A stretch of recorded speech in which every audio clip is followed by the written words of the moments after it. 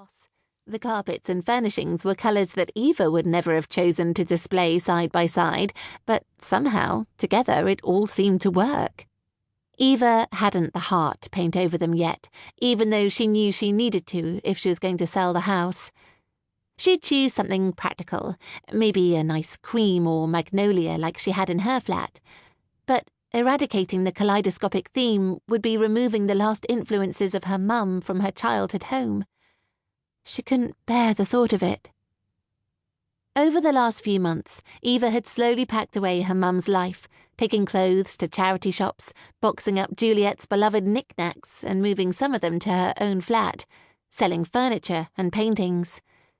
This was the sensible thing to do. It had occurred to her that she could move back into her childhood home, but that wasn't practical. What would she do with such a big house all by herself? She cringed. She was getting a little bit annoyed with her sensible, practical side lately. But what would be the point in moving in here, living her life with all these memories, making cakes in the kitchen, helping her mum paint her childhood bedroom with giraffes, elephants, lions and tigers, having a water fight in the garden, snuggling on the sofa together and watching movies? The life she and her mum had here was seared into every corner of every room. She'd even been born here, in her mum's bedroom, 27 years before, when she'd been so eager to enter the world she couldn't wait for the paramedics to arrive. Did she really want to live here again? Wouldn't it hurt too much?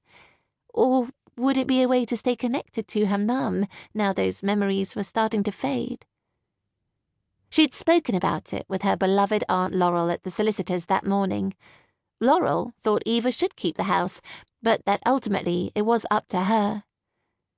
She didn't want to make that decision, but probate had finally been agreed, the will had been settled, and, as of that morning, the house was officially hers to do with what she wanted, as was the huge sum of £26,000, which was half of her mum's estate, the other half going to Juliet's sister, Laurel. Eva had no idea what to do with the money. 4 or 5 years ago, the money would have been very handy. She'd been an artist, doing a bit of cover designing on the side, mainly to help with the costs of her paints and canvases, and living in a tiny rented flat, trying to scrape together enough to pay for a deposit on the house. But then her job as a cover designer started to take off in ways she had never imagined, and she was able to buy a small 2-bedroom flat.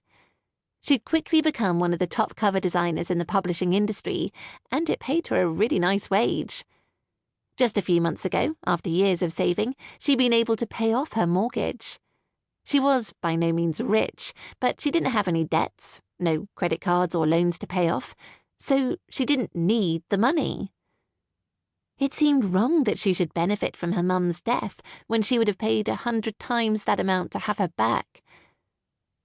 It had been 18 months since Juliet had died, and though Eva didn't think she would ever reach the day where she was over her death, it was slowly becoming slightly easier to deal with. She supposed she would put the money in a savings account for that proverbial rainy day. She glanced at a framed photo of New York at the bottom of the stairs. It was somewhere neither her mum nor she had ever been to. It was hung there as a reminder of dreams that might one day come true, or so her mum had said. Looking at that photo every day when she was growing up made Eva yearn to experience the bright lights of this distant city too. Juliet had talked to her about the restaurants and shops that were open 24 hours a day, being able to buy a pair of trainers at 3 o'clock in the morning if you so wished. Juliet had spoken about the different food you could eat, the sights and smells of the city. She talked to Eva about how one day they would go together.